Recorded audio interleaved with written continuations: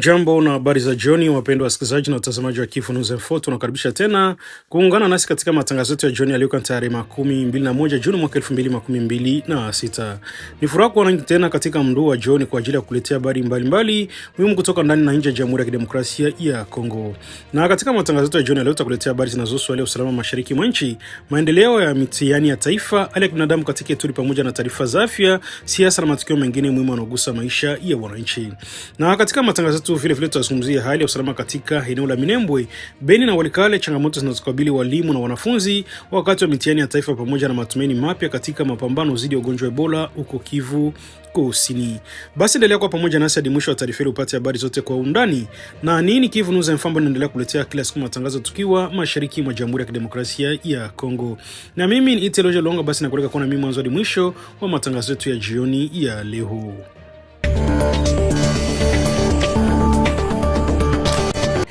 Nyanda za juu za Minembwe zinaendelea kwa kitovu cha mapigano na mvutano wa kijeshi mashariki mwa Jamhuri ya Kidemokrasia ya Kongo. Hali ya usalama katika eneo hilo inaendelea kuzorota katika siku za hivi karibuni, huku wananchi wakiishi katika kuhofu na kutokana na mapigano yanahusisha vikundi vya waasi na vikosi vya serikali. Kwa mujibu wa taarifa zinazotoka katika eneo hilo, hali ilianza kuwa mbaya zaidi kufuatia madai ya kuondoka kwa baadhi ya vikosi vya jeshi la Rwanda kutoka eneo la Uvira na kupelekwa kwa wanajeshi wengine katika nyanda za juu za Minembwe. Hatua imeongeza wasiwasi miongoni mwa wakazi wanaofia kuongezeka kwa mashambulizi na kuendelea kwa vita katika eneo hilo. Tarehe 2 Juni mwaka 2026, taarifa kutoka vyanzo vya ndani zinaeleza kuwa ndege zinazodaiwa kwa jeshi la Rwanda zilifanya usafirishaji wa risasi na vifaa vya kijeshi kwa muungano wa wapiganaji wa M23 Turaneo pamoja na washika wao waliopo katika vijiji vinavyozunguka Minembwe. Taarifa hizo zinaeleza kwamba vifaa hivyo vilipelekwa katika maeneo mbalimbali yanayokabiliwa na mapigano. Wachambuzi wa masuala ya usalama wanaeleza kuwa hatua kama hizo zinaweza kuongeza uwezo wa kijeshi wa makundi ya waasi na kusababisha ongezeko la mapigano katika eneo ambalo tayari limekuwa likikumbwa na migogoro kwa miaka mingi. Hali hiyo inaendelea kuongeza mateso kwa wananchi ambao wamekuwa wakikimbia makazi yao kutokana na vita. Katika kipindi hicho kumekuwa na kauli zinazohusishwa na baadhi ya viongozi wa kijamii zinazohamasisha vijana wa jamii Banyamulenge kujiunga na waasi wa M23 na kupambana dhidi ya vikosi vya serikali ya Kongo. Kauli hizo zimezua mjadala mkubwa, huku baadhi ya wadau wa amani wakionya kwamba inaweza kuongeza migawanyiko wa kijamii na kuifanya migogoro hiyo kuonekana kuwa ya kikabila. Mashirika ya kiraia na watetezi wa amani wanaamini kuwa kuhusisha jamii fulani katika vita kunaweza kuharibu juhudi za kupatanisho na kuleta migawanyiko mikubwa katika zaidi kati ya wananchi wa maeneo ya Minembwe na maeneo jirani. Wanaonya kwamba kauli za uchochezi zinaweza kuasiri juhudi za mazungumzo ya amani yaendelea katika mangazi mbalimbali. Wakati huo serikali ya Jamhuri ya Kidemokrasia ya Kongo imeelekeza Wizara ya Elimu kuhakikisha kuwa wanafunzi wa Minembwe wanashiriki katika mitihani ya taifa kama ilivyopangwa kwenye kalenda rasmi ya elimu. Uamuzi wao umeleta matumaini kwa maelfu ya wanafunzi ambao wanaendelea na masomo licha ya mazingira magumu ya vita. Hata hivyo matumaini yameanza kufifia kutokana na kuzorota kwa hali ya usalama. Kuanzia leo tarehe 21 Juni majira saa 3 asubuhi, taarifa kutoka eneo hilo zinaeleza kuwa maeneo ya Kagenge, Kalingi na Ilundo yalishambuliwa na muungano wa RDF na M23 na Twirwaneho. Maeneo haya yaliripotiwa kuwa chini ya ulinzi wa jeshi la Jamhuri ya Kidemokrasia ya Kongo. Baadhi ya wakazi waliozungumza kutoka maeneo hayo wanasema kuwa milio ya risasi na mabomu ilisikika kwa muda mrefu, waliolazimu wananchi wengi kukimbia makazi yao kwa hofu ya usalama wao. Familia kadhaa ziliripotiwa kutafuta hifadhi katika maeneo yanayoonekana kuwa salama zaidi. Taarifa hizo pia zinadai kuwa mashambulizi yao yalisaidiwa na matumizi ya ndege isiyo na rubani, jambo ambalo limeongeza hofu miongoni mwa wananchi. Hadi sasa takwimu rasmi zilizotolewa kuhusu idadi hiyo waliouawa au kujeruhiwa kutokana na mashambulizi hayo. Kuwa hatari kubwa ya mapigano hayo inaendelea zaidi katika sekta elimu. Wanafunzi wengi waliokuwa wakijiandaa kufanya mitihani ya taifa wanakabiliana na sitofahamu kuhusu usalama wao na uwezekano wa kufika katika vituo vya mitihani. Wazazi wengi wanaeleza kuwa watoto wao wamekuwa wakisoma katika mazingira magumu kwa muda mrefu na sasa wanaogopa kuona ndoto zao zinaharibiwa na vita. Baadhi ya wazazi wanasema kuwa watoto wao wanahitaji kusoma licha kusikia milio ya risasi mara kwa mara na kuhama makazi kutokana na mapigano. Wanaomba mamlaka kuhakikisha usalama wa wanafunzi na ili waweze kufanya mitihani yao bila hofu. Jamii za Minembwe zinaendelea kutoa wito kwa serikali ya Kongo, mashirika ya kimataifa na wadau wa amani kuingilia kati haraka ili kulinda raia na miundombinu ya elimu. Wanasisitiza kuwa watoto hawapaswi kuwa waathirika wa migogoro ya silaha na kwamba haki yao ya kupata elimu inapaswa kulindwa. Wadau wa elimu katika eneo wanaeleza kuwa kufanyika kwa mitihani ya taifa kutakuwa ishara muhimu ya matumaini kwa watoto wanaoishi katika mazingira ya vita. Wanasema elimu ni moja njia muhimu ya kujenga amani ya kudumu na kuandaa kizazi kitachoweza kushiriki katika maendeleo ya nchi. Kadiri tarehe ya kwanza kwa mitihani ya taifa inavyokaribia, hofu inaendelea kutanda katika maeneo mengi ya Minembwe. Wanafunzi, wazazi na walimu wanaendelea kusubiri hatua za haraka zitakazohakikisha usalama wao na kuruhusu shughuli za elimu kuendelea. Kwa sasa wakazi wa Minembwe wanasema wanahitaji jambo moja zaidi kuliko yote: kurejea kwa amani. Wanaamini kuwa bila usalama, maendeleo, elimu na maisha ya kawaida vitaendelea kuwa ndoto kwa maelfu ya wananchi wanaoishi katika nyanda za juu za Minembwe.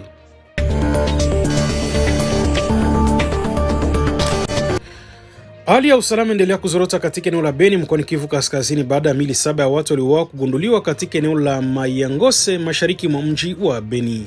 Tukio limezua hofu kubwa miongoni mwa wakazi ambao kwa miaka mingi wamekuwa wakikabiliwa na mashambulizi ya mara kwa mara yanayohusishwa na waasi wa ADF. Kwa mujibu wa vyanzo vya ndani, miili hiyo iligunduliwa Jumapili katika kijiji cha Tabora Kingakati karibu na Vemba ndani ya sekta ya Mayangose. Miili hiyo ilikuwa tayari imeanza kuoza, jambo linaonyesha kwamba waathirika waliuawa siku kadhaa kabla ya kugunduliwa. Wakazi waliofika katika eneo la tukio wanasema kuwa walikumbwa na mshtuko mkubwa walipokuta milio ikiwa imetekelezwa porini. Baadhi ya milio ilikuwa katika hali mbaya kutokana na muda mrefu uliopita tangu mauaji hayo yatokee, hali iliyofanya utambuzi wa baadhi ya waathirika kuwa mgumu. Kwa mujibu wa taarifa za awali, watu waliouawa wanaaminika kuwa raia walikuwa wakijishughulisha na shughuli zao za kila siku kabla ya kukumbwa na mkasa huo. Hadi sasa mamlaka za eneo hilo bado zinaendelea na uchunguzi ili kubaini utambulisho kamili walioathirika pamoja na mazingira halisi ya mauaji hayo. Eneo la Mayangose limekuwa miongoni mwa maeneo yanayokumbwa mara kwa mara na mashambulizi ya makundi ya waasi, hasa kundi la ADF ambalo limekuwa likihusishwa na mauaji ya raia katika maeneo mbalimbali ya Beni na Lubero kwa miaka mingi sasa. Kila mara mashambulizi yanapotokea, wananchi wengi hulazimika kukimbia makazi yao kwa hofu ya usalama wao. Wakazi wa maeneo ya Tabora, Kingakati na Vemba wanasema kuwa wamekuwa wakiishi katika hofu kubwa kutokana na uwepo wa watu wenye silaha katika misitu inayozunguka eneo hilo. Wakulima wengi wanaogopa kwenda mashambani, huko wafanyabiashara wakikabiliwa na changamoto za usafiri kutokana na tishio la mashambulizi. Baadhi ya viongozi wa jamii wameeleza kwamba hali ya usalama endelea kuwa ya tete licha ya operesheni mbalimbali za kijeshi zinazofanywa katika eneo hilo. Wanasema makundi ya waasi yanaendelea kutumia misitu kama maficho na kushambulia wananchi wasiokuwa na hatia. Ugunduzi wa milio 7 umeibua huzuni na hasira miongoni mwa wananchi wa Beni ambao wamekuwa wakishuhudia mauaji ya raia kwa muda mrefu. Familia nyingi bado zinaendelea kutafuta ndugu zao waliopotea katika siku za hivi karibuni, jambo linaongeza hofu kwamba huenda idadi ya waathirika ikaongezeka. Mashirika ya kiraia katika eneo la Beni ametaka serikali kuongeza juhudi za kulinda wananchi na kuimarisha usalama katika maeneo yanayokabiliwa na mashambulizi. Wanasema raia wanaendelea kulipa gharama kubwa ya migogoro ya silaha inaendelea mashariki mwa nchi. Viongozi wa kijamii wameomba uchunguzi wa kina ufanyike ili kubaini waliohusika na mauaji hayo na kuwafikisha mbele ya sheria. Wamesisitiza kuwa kuendelea kwa matukio kama hayo kunazidisha mateso ya wananchi na kuathiri shughuli za kijamii na kiuchumi. Kwa miaka kadhaa eneo la Beni imeendelea kukumbwa na mashambulizi ya mara kwa mara yanayodaiwa kufanywa na waasi wa ADF. Mashambulizi hayo yamesababisha vifo vya maelfu ya raia, uharibifu wa mali na kuwalazimu watu wengi kuishi katika mazingira ya hofu na kutokuwa na uhakika wa maisha yao ya kila siku. Wananchi wa Beni wanaendelea kutoa wito kwa serikali na mashirika ya usalama kuongeza juhudi za kurejesha amani katika eneo hilo. Wanasema usalama wa raia unapaswa kuwa kipaumbele ili kuzuia matukio mengine ya kusikitisha kama ile na kugunduliwa kwa miili 7 katika eneo la Mayangose. Hadi sasa mamlaka za eneo hilo bado hazijatoa taarifa rasmi kuhusu utambulisho wa waathirika au wale idadi kamili ya watu wanaoweza kuwa wametoweka katika eneo hilo. Wakati uchunguzi ukiendelea, hofu na majonzi vinaendelea kutawala katika jamii ya Mayangose na maeneo jirani, huku wakazi wakisubiri hatua madhubuti za kurejesha usalama na amani katika eneo la Beni. Hali ya usalama katika eneo la Walikale mkoani Kivu Kaskazini inaendelea kuzua wasiwasi mkubwa baada ya wanafunzi wa kidato cha 9 waliokuwa wakielekea katika vituo vya kufanya mitihani wa taifa kwa wahanga wa uporaji njiani. Swali limetokea wakati mamia ya wanafunzi katika maeneo mbalimbali ya mashariki mwa Jamhuri ya Kidemokrasia ya Kongo wakijiandaa kwa mitihani yao ya mwisho ya sekondari. Kwa mujibu wa vyanzo vya utawala vya eneo hilo, tukio lilitokea siku ya Ijumaa tarehe 19 Juni kwenye barabara inaunganisha Isea na Kilambo katika kundi la Bafuna sekta wa Nianga wilayani Walikale. Wanafunzi walikuwa wakielekea katika vituo vya Ndoto na Bunyungu kwa ajili ya kushiriki mitihani wa kawaida wa examen d'etat. Taarifa zinaeleza kwamba wanafunzi walizuiliwa njiani na watu wenye silaha wanaodaiwa kuhusishwa na kundi la wazalendo. Baada ya kuhamasisha watu hao walipora fedha, vifaa vyao binafsi pamoja na vitu mbalimbali vilivyokuwa wamebeba kwa ajili ya matumizi yao katika kipindi cha mitihani. Baadhi ya wanafunzi walipoteza fedha walizokuwa wamepewa na wazazi wao kwa ajili ya chakula, malazi na mahitaji mengine ya msingi wakati wa mitihani. Wao walipora nguo, vifaa vya shule na vitu vingine muhimu ambavyo vinatarajiwa kutumia katika siku za mitihani. Licha ya tukio hilo, wanafunzi hao waliruhusiwa kuendelea na safari zao kuelekea vituo vya mitihani. Hata hivyo, wengi walifika katika vituo hivyo wakiwa katika hali ya hofu, mshtuko na kukosa baadhi ya mahitaji muhimu. Tukio hilo limetokea katika mazingira ya mvutano mkubwa wa kiusalama katika sehemu ya Walikale. Siku mbili kabla ya tukio hilo, mapigano makali yaliripotiwa kati ya makundi mawili yanayopigana ndani ya kundi la silaha ya Huru DRC yanaongozwa na viongozi wanaojulikana kama majina ya Mashite na Zidane. Mapigano yalitokea katika vijiji vya Bubere na Isea na kusababisha wananchi wengi kukimbia makazi yao. Hali ya kutokuwa na usalama imeongezeka katika barabara kadhaa za kundi la Bafuna, jambo ambalo limeathiri usafiri wa wananchi na shughuli za kawaida. Vyanzo vinaeleza kwa bado kuna vigumu kubaini na kwa hakika ni kundi gani hasa linalohusika na tukio hilo la uporaji dhidi ya wanafunzi hao. Makundi yote mawili yanahusika katika mapigano bado yanaripotiwa kuwepo katika eneo hilo, jambo linalofanya uchunguzi kuwa ngumu. Wakazi wanaeleza kuwa barabara nyingi zimekuwa hatari kutokana na uwepo wa watu wenye silaha. Hata hivyo, imewalazimu baadhi ya wananchi kusafiri kwa makundi au kusubiri hadi hali ya usalama itakapotengemea. Tukio la kuwapora wanafunzi limebua huzuni na hasira miongoni mwa wazazi pamoja na viongozi wa elimu. Wazazi wengi wanasema kwa watoto wamejitahidi kusoma katika mazingira magumu ya vita na ukosefu wa usalama, lakini sasa wanakabiliwa na changamoto nyingine wanapokwenda kufanya mitihani yao. Baadhi ya wazazi wanaeleza kuwa wanajitolea kwa hali na mali kuwasaidia watoto wao kufika kwenye vituo vya mitihani. Kuporwa kwa fedha na vifaa vya wanafunzi au kunahatarisha uwezo wao kukaa katika vituo vya mitihani na kuendelea na masomo. Viongozi wa elimu katika eneo hilo wanaonyesha wasiwasi wao kuhusu usalama wa wanafunzi wanaolazimika kusafiri umbali mrefu kupitia maeneo yenye migogoro. Wanasema ya wataniwa kutoka vijiji mbalimbali hulazimika kutumia barabara zinazochukuliwa kuwa hatari ili kufika vituo vya mitihani. Mashirika ya kiraia na viongozi wa jamii wamestaka mamlaka za serikali pamoja na vyombo vya usalama kuongeza ulinzi katika njia zinazotumiwa na wanafunzi. Wanasema elimu inapaswa kulindwa hata katika mazingira ya migogoro ili kuhakikisha vijana wanaendelea na masomo yao. Kwa sasa wanafunzi walioathirika na tukio wanaendelea kuona mitihani yao, lakini wengi wamebaki na maumivu na wasiwasi baada ya kupoteza mali zao. Wazazi na walimu wanatumaini kwamba hatua za haraka zitachukuliwa ili matukio kama haya yasijirudie, ili wanafunzi waweze kufanya mitihani yao katika mazingira salama na yenye utulivu.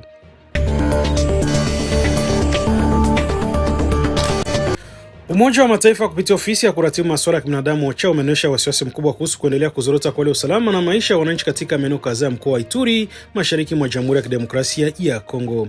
Ripoti ya shirika hilo inahusu kipindi cha kuanza tarehe 10 hadi tarehe 31 Mei inaonyesha kuwa maelfu ya raia wanaendelea kuishi katika mazingira ya hofu kutokana na mashambulizi ya makundi yenye silaha, uhamasishaji wa wananchi na uhaba wa msaada wa kibinadamu.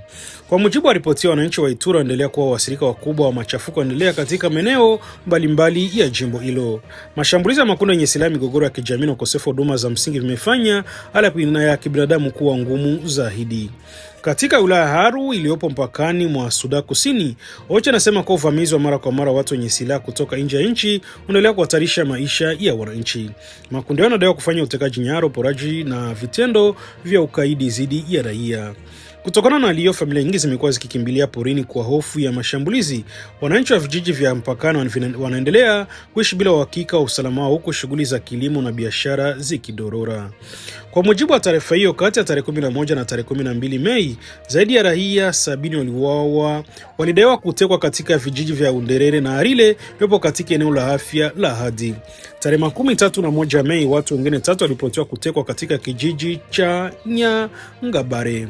Matukio yameongeza hofu katika maeneo mpakani kusababisha mashirika yanashughulika na ulinzi wa raia kuomba hatua za haraka za kuimarisha usalama. Wadau wa haki za binadamu wanaeleza kuwa wananchi wa maeneo hayo wanahitaji ulinzi wa kudumu ili kuzuia kuendelea kwa vitendo vya utekaji na mashambulizi. Katika wilaya Njugu, hali ya usalama pia inaendelea kuwa mbaya licha ya tangazo la kusitisha mapigano lilotolewa na moja makundi yenye silaha tarehe 14 Mei. Ripoti ya OCHA inaeleza kwa matumaini ya kurejea kwa amani ya kudumu kwa muda mrefu, kwani mapigano yalirejea katika maeneo mbalimbali. Mapigano yaliripotiwa karibu na eneo la Bule kati ya tarehe 22 na tarehe 31. Kwa mujibu wa OCHA, mapigano yalisababisha vifo vya mtu mmoja na kurejea watu 10 walikuwa wamekimbia makazi yao na kuishi katika kambi ya Plaine Savo. Mbali na vifo na majeruhi, nyumba kadhaa zilitekelezwa na moto wakati wa mapigano hayo. Familia nyingi zilipoteza mali zao na kulazimika kuhama tena wakitafuta maeneo salama.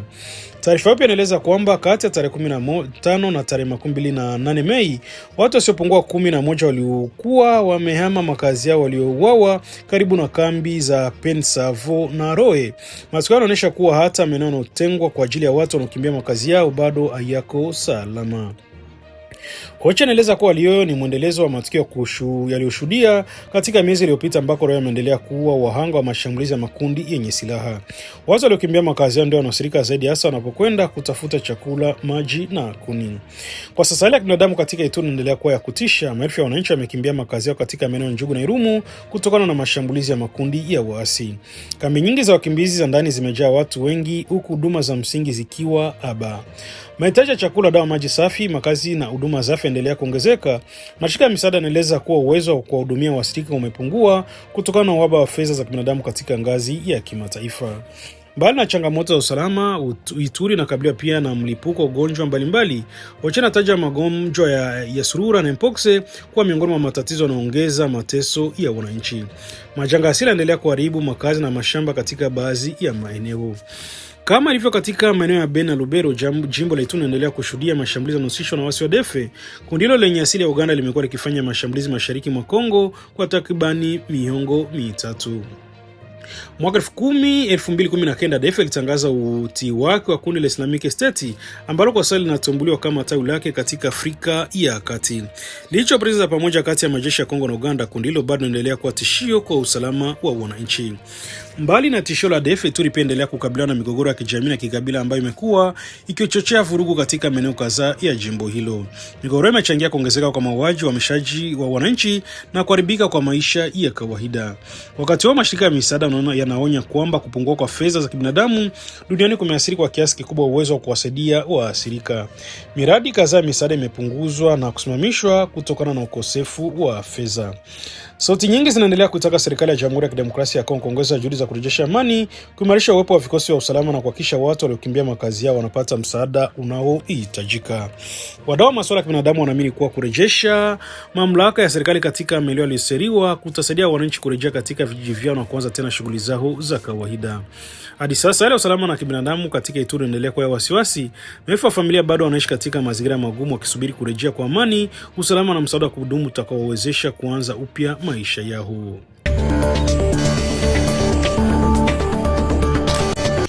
Na ni hivyo ndivyo ilivyokuwa taarifa yetu ya jioni ya leo, ikiwa ni tarehe 21 Juni mwaka 2026 kupitia Kivu News Info. Tunashukuru sana kwa kuendelea kuwa nasi kuanzia mwanzo hadi mwisho wa matangazo haya.